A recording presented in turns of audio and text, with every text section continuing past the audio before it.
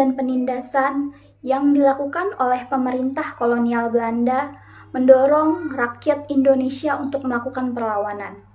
Tokoh-tokoh dari setiap daerah bangkit bersama untuk mengadakan perlawanan terhadap Belanda. Assalamualaikum warahmatullahi wabarakatuh.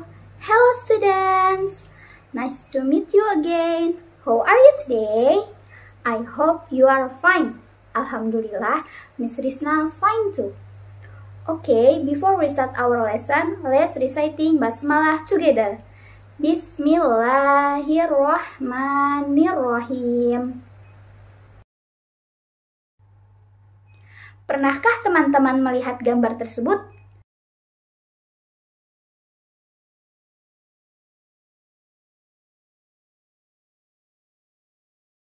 Ya, mereka adalah para pejuang dari Pulau Sumatera dan Jawa yang melakukan perlawanan terhadap bangsa Belanda. Hari ini, kita akan mengulik sejarah perlawanan rakyat Indonesia terhadap Belanda di wilayah Pulau Sumatera dan Pulau Jawa. Yang ada pada tema 7, subtema 1.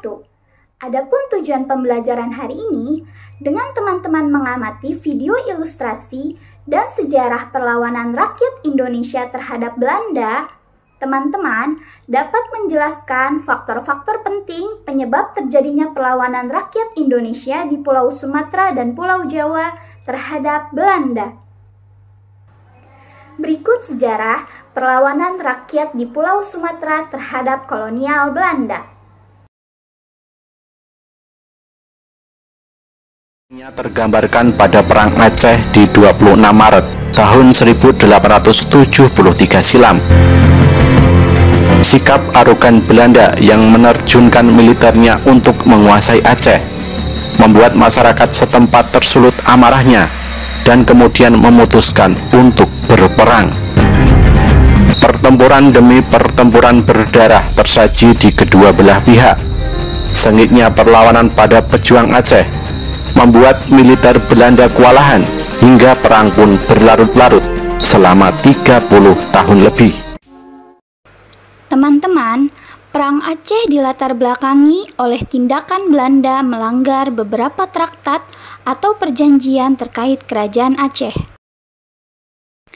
Adapun traktat yang dilanggar oleh Belanda yaitu Traktat London yang sebenarnya menjamin keamanan perairan Aceh. Tetapi karena letak Aceh yang strategis dan merupakan hasil penting seperti lada, hasil tambang, serta hasil hutan membuat Belanda berambisi untuk menguasai Aceh. Teman-teman, perlawanan rakyat Aceh melawan Belanda terbagi menjadi 3 fase, antara lain: Fase 1, Belanda menyerang Aceh, namun Belanda gagal karena pemimpin pasukan Belanda, J.H.R. Kohler, mati terbunuh. Belanda kembali menyerang Aceh dan Belanda gagal kembali. Fase 2, pasukan Aceh semakin kuat berkat dipimpinnya Tengku Umar, Tengku Cikditiro, Panglima Polim, dan Cut Nyadin. Rakyat Aceh menggunakan taktik perang gerilya, yaitu memasuki hutan agar tidak mudah ditangkap.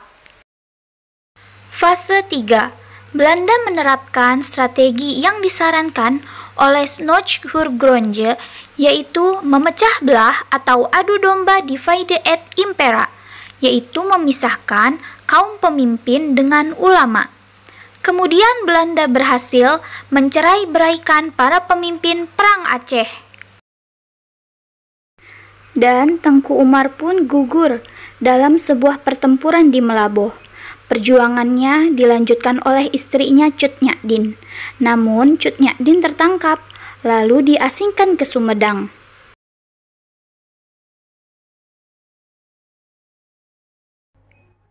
Teman-teman, perlawanan rakyat di Pulau Sumatera melawan Belanda juga terjadi di Sumatera Barat.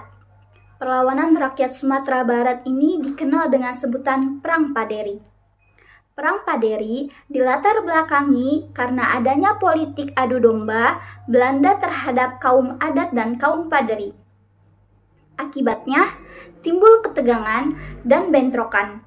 Kaum adat yang kalah meminta bantuan pada Belanda dan Belanda menyetujui asalkan Minangkabau diserahkan pada Belanda. Namun, akhirnya rakyat Minangkabau, baik paderi ataupun adat, menyadari kekeliruan dan bersatu padu melawan kolonial Belanda. Perlawanan dipimpin oleh Tuanku Imam Bonjol yang bernama asli Peto Syarif yang berasal dari Bonjol. Belanda merasa kesulitan karena pertahanan pasukan Imam Bonjol yang kuat. Namun pada akhirnya kekalahan kaum Paderi terjadi setelah perang di Jawa berakhir dengan menerapkan sistem benteng sehingga menghambat gerak kaum Paderi.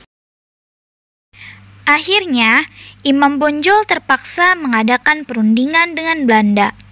Tetapi, perundingan itu gagal. Pertempuran pun terjadi, dan benteng Bonjol jatuh ke tangan Belanda.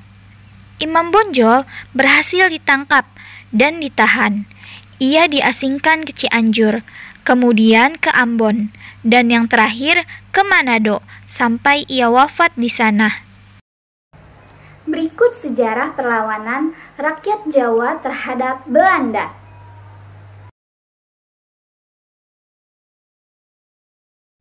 Teman-teman, perlawanan rakyat di Pulau Jawa dilatar belakangi oleh Belanda yang memasang patok jalan di atas tanah makam leluhur Pangeran Diponegoro tanpa izin. Pangeran Diponegoro memimpin perlawanan terhadap Belanda. Belanda menjalankan siasat perang benteng stelsel. Dalam menghadapi pasukan Diponegoro di bawah pimpinan Jenderal Van de Kock, siasat ini dilakukan dengan tujuan mempersempit wilayah kekuasaan Pangeran Diponegoro. Pangeran Diponegoro sangat sulit ditaklukkan sehingga akhirnya Belanda menempuh cara yang licik. Mereka menawarkan perundingan. Jenderal Van de Kock berusaha mengadakan pembicaraan dengan Pangeran Diponegoro. Jika perundingan gagal, Pangeran Diponegoro boleh pulang dengan selamat. Perundingan diselenggarakan di rumah Residen Kedu di Magelang, Jawa Tengah. Jenderal Van de Kock sudah mengatur siasat untuk menangkap Pangeran Diponegoro dengan mengkhianati perjanjian yang dibuatnya. Pangeran Diponegoro akhirnya ditangkap, kemudian dibawa ke Semarang.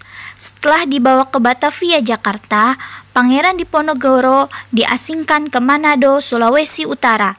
Lalu dipindahkan ke Makassar dan ditahan di benteng Fort Rotterdam sampai ia wafat di sana. Nah, bagaimana teman-teman? Sudah paham ya materi yang Miss Risna sampaikan tadi? Insya Allah kalian semua paham ya. Setelah ini, jangan lupa mengerjakan worksheet nomor 5 dan yang dikerjakan bagian perlawanan rakyat Sumatera dan Jawa terlebih dahulu. Untuk yang lainnya akan kita lanjutkan pada pertemuan selanjutnya.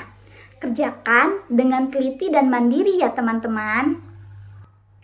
Pertahanan rakyat di Pulau Sumatera dan Jawa membuat hati kita tersentuh. Betapa gigihnya dan semangat perjuangan untuk mempertahankan Indonesia.